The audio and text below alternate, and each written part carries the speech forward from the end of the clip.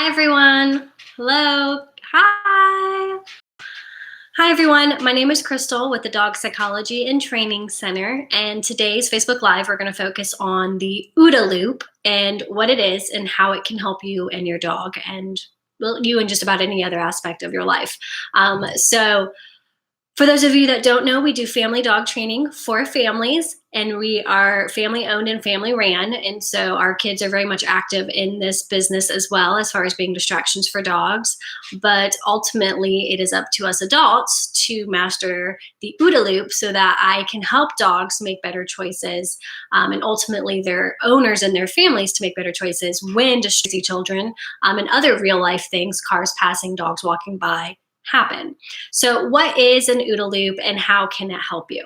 So an OODA loop is an old military strategy, if you will, that came to be around, I think was it World War II or something, but it was John Boyd. He is a U.S. Air Force colonel and military strategist, and I had to write down his name because I never remember, which I should because Boyd is my grandpa's middle name, but John Boyd. And so he created this strategy or this process for soldiers, for the military to be actively engaged in at all points throughout their military career when they're in active battle or war zones or needing to have just basically any way to cope with distractions or stressors that are going on. And so what OODA loop stands for is observe, orient, decide, act. So observe, orient, decide, act. You're observing what you see. Okay, so whatever's going on around you. Let's say you're on a walk and a dog starts barking at you, or you even see the dog approaching. That would be observing right there. Orienting yourself to be like, okay, yes, this dog is actually coming towards me, or yes, this dog is actually barking at me. And then decide, okay, what can I do about this? And then act, how actually following through with that decision you made. And so this is important in that, or in dog training, and that a lot of times our dogs can give us humans some trauma, right? And I'm not comparing it to like PTSD, but it is some form of like a mild post-traumatic event, whether you've had an aggressive dog previously that had gotten to a dog fight or who has bit you, or was reactive to other dogs, so maybe he never actually got into a fight, but you just always thought he might. It's your current dog that's doing it now. Either way, when you go for a walk and you see another dog coming that's barking, it's completely normal for you to have this traumatic response to it, whether it's just your blood pressure goes up, your pulse starts racing, you maybe start sweating, perspiring, maybe you get a little smelly. These are all stress signals or stress reactors. And so when you have this response, even if it's really subtle and you don't even know that your pulse has sped up and that your breathing is more rapid, or maybe your breathing's a lot slower. So again, that's another like stress signal. You hold your breath because you're scared. Your dog is picking up on these stress signal changes, and then he is reacting on your behalf. And so not saying that it's always this pattern that the human causes it. That's absolutely not true.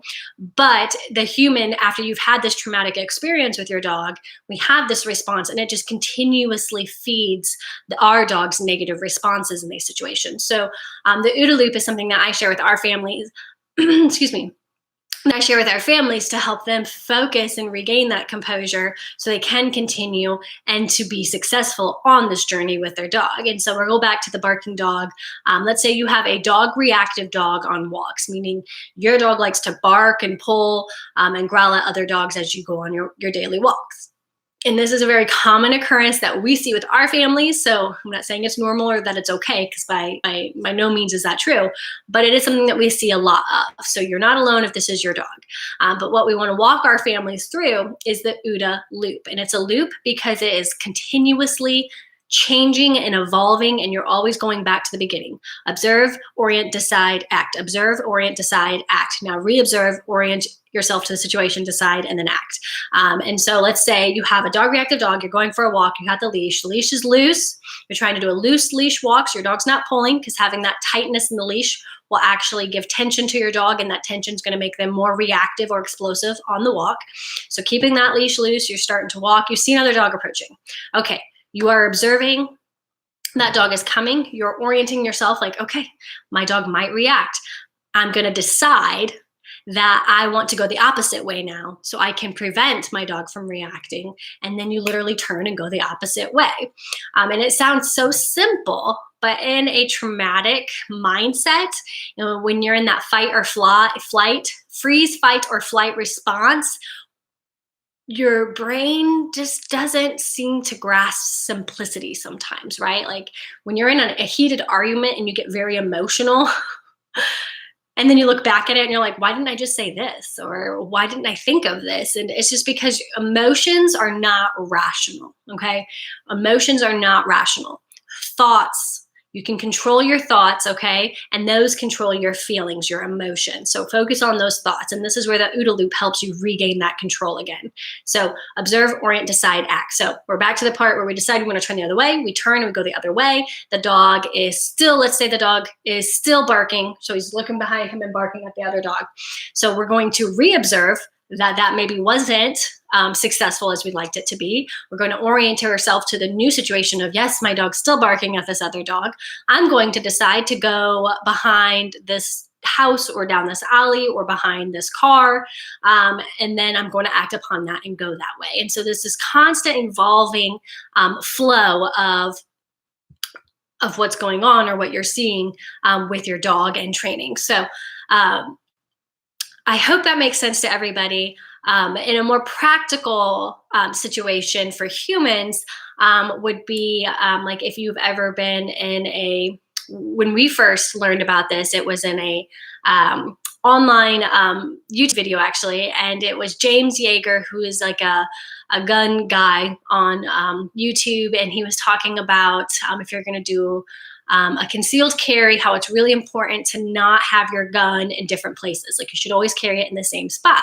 And that's so that your OODA loop has more success. Observe, orient, decide, act. Because if your gun is in a different place, because as a girl, I wanted to like accessorize. I wanted to have like a thigh holster, a hip holster, a back holster, one in my purse, and all these different areas. And all that was quickly squashed by this one video that James Yeager posted about the OODA loop, and that if you have too many options, you can't decide, right? When that moment happens and I'm observing that something's happening, something serious that I might want to protect myself or that I might need to protect myself from, I have to orient myself to that situation. Like, yes, oh my gosh, yes, this is really happening. I have to decide, okay, what am I going to do about it? And then I have to act. And if I have to think back to that, decide, okay, I have to do this about it. Now, wait, where did I put my gun this morning? It might be too late, right? So having it all simple.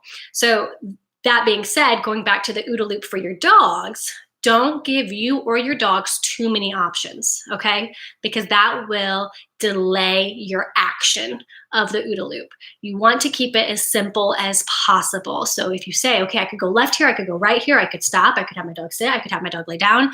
Too many. That's too explosive now. You waited too long, right? Keep it super simple. And so a lot of times observing and orienting yourself before you even walk is a given, right? Your dog's going to do this, and then decide, okay, if my dog does this, what's going to be my first strategy and my second strategy? Because, maybe the first one doesn't work. So give yourself two options. First, I'm going to try this. And if it works, you just keep doing that one.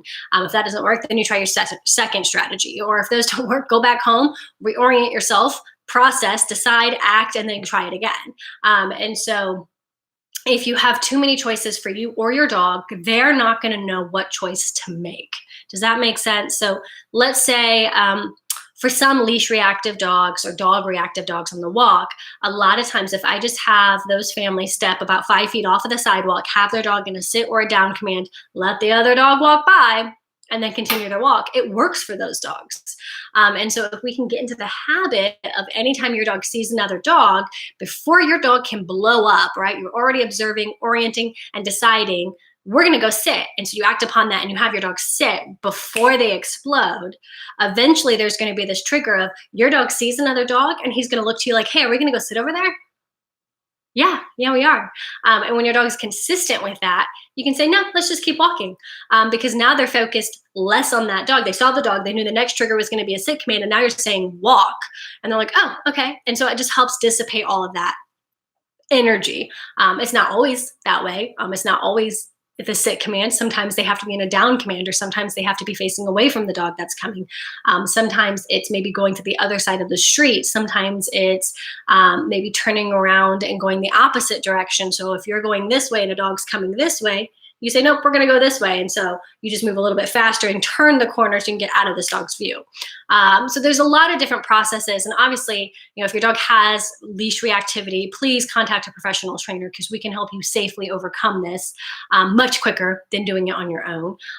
Or if you're having a roadblock and you're not able to do it on your own, again, that's why there's professional trainers to help you through this safely and humanely, because we want this to be the least stressful experience for you and your dog, right? I don't want your dog to be stressed through this process. I want it to go smooth as possible so that we can all learn quickly and overcome this challenge. So OODA loop: observe, orient, decide, act. I'm going to put the acronym words, I don't know what you want to call it. I'm going to put those words down in the comments. You guys can all see those.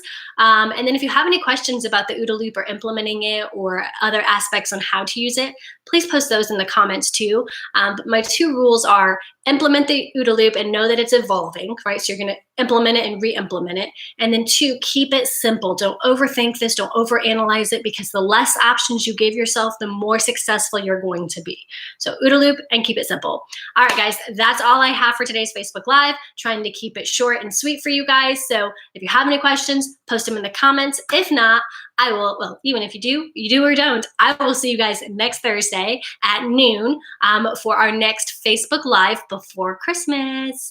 I hope you guys all have a Merry Christmas if I don't catch you next week. And until then, I'll see you later.